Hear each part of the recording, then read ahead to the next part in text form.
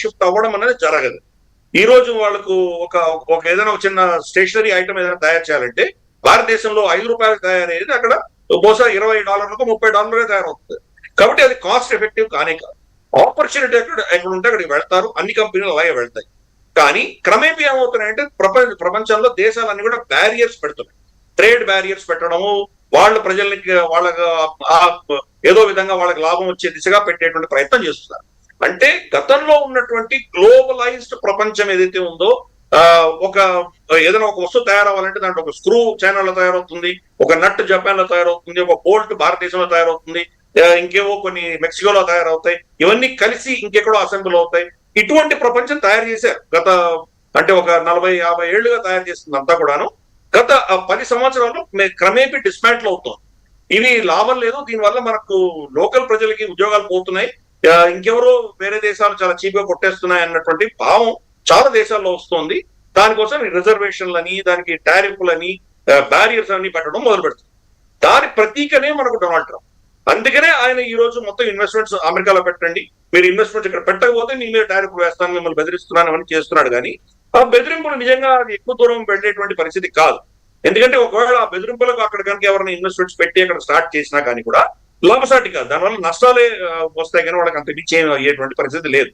రెండు, ఒకవేళ అక్కడ పెట్టినా కానీ కూడా మీ దగ్గర ధనం ఉంది, మీ దగ్గర ఏదో ఇంకేదో శక్తి ఉంది కాబట్టి మీరు ఫోర్స్ఫుల్ గా అక్కడ మ్యానుఫ్యాక్చరింగ్ తీసుకొచ్చి పెట్టినా కానీ కూడా మళ్ళీ టాలెంట్ బయట నుంచి తెచ్చుకోవాల్సిందే. మీరు జాపనీసో, చైనీసో, వియట్నామీసో, భారతీయులో, మెక్సికన్సో, కెనడియన్సో ఎవరో రావాల్సిందే. అమెరికన్ టాలెంట్ పూల్ అక్కడ పనిచేసేటువంటి పరిస్థితుల్లో లేరు ఈరోజు. వాళ్ళకున్న స్కిల్ సెట్స్ అన్ని కూడా చాలా పాతకాలపు స్కిల్ సెట్స్. ఈ రోజు ఏం చెప్తున్నాడు ఆయన, ఇప్పుడు ఫర్ ఇన్స్టెన్స్ ఎలాన్ మస్క్ మీద ఆయన వెయిట్ వేసాడు. ఎలక్ట్రిక్ వెహికల్స్ ని మ్యాండేట్ అన్నది గతంలో ఉండేది, ప్రదూషణ చాలా విపరీతంగా ఉంది కాబట్టి అందరూ కూడాను ఏదో ఒక 20-30 సంవత్సరాల తర్వాత ఒక ఎలక్ట్రికల్ వెహికల్స్ మాత్రమే కొనాలి అన్నటువంటి పరిస్థితి ఉండేది. దాని నుంచి ఇప్పుడు ఆయన తీసేసి మీరు డీజిల్ కార్లు, పెట్రోల్ కార్లు ఇవన్నీ కొనుక్కోవచ్చు అని చెప్పి ఆయన దాన్ని గతంలో ఉన్నటువంటి రూల్స్ తీసేసాడు ఆయన. దానివల్ల ఏమవుతుంది, ఆయన ఒరిజినల్ కంపెనీస్ మనకు జనరల్ మోటార్స్ కానీ, ఫోర్డ్ కానీ, క్రైస్లర్ కానీ, ఇటువంటి కంపెనీలు ఏవైతే ఉన్నాయో వాళ్ళకి మళ్ళీ ఉద్యోగాలు వస్తాయి, వాళ్ళు మళ్ళీ కార్లు అమ్ముకుంటారు అనుకుంటున్నాడు. మనం చూసాం మన దేశంలో కూడా ఏమైంది, ఫోర్డ్ మన దేశంలో వచ్చి వాళ్ళు పెట్టారు, ఫోర్డ్ కార్లు ఇక్కడ తయారు చేసి అమ్మడం మొదలు పెట్టారు. మనం ఓపెన్ చేసాం మన ఎకానమీ, కానీ ఫోర్డ్ ఉన్నటువంటి టెక్నాలజీ, వాళ్ళకున్న ఖర్చులు చాలా విపరీతం.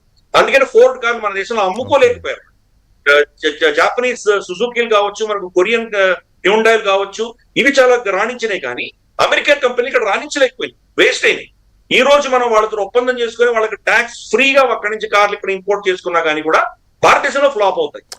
కొన్ని సెక్టార్స్ లో కొన్ని కంట్రీస్ వాటికి ఆ ఇది ఉంది, అమెరికాకి కార్లలో పెద్దగా ఇది లేదు. You are right.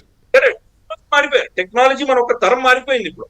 కాబట్టి ఇప్పుడున్నటువంటి టెక్నాలజీని అమెరికాలో వాళ్ళ టాలెంట్ పూల్ లేదు, వాళ్ళకు ఉన్నటువంటి కంపెనీలు జనరేషన్ దాటిపోయింది. కాబట్టి అవి జరిగేటువంటి పని కాదు. అయినా కానీ ఆయన ప్రయత్నం చేస్తున్నాడు. కాబట్టి ఇది ఎక్కువ దూరం వెళ్ళేటువంటి పరిస్థితి లేదు. దాని గురించి లేదు. క్రమేపీ అమెరికాకు ప్రత్యామ్నాయాలు తయారవుతున్నాయి కూటమిలు. కాబట్టి అమెరికా ఇటువంటి ప్రయత్నాలు చేస్తే కనుక ఇంకా వేరే కూటమిలు, వేరే అరేంజ్మెంట్స్ అన్ని కూడా జరుగుతున్నాయి. ఫ్రీ ట్రేడ్ అగ్రిమెంట్స్ చేసుకుంటున్నాం మనము.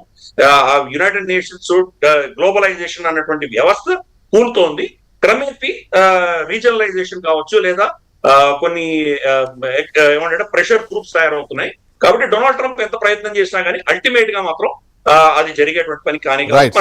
ఇక్కడ ఇంకొక చాలా కీలకమైన అంశం ఒకటి ఉంది, చాలా అంటే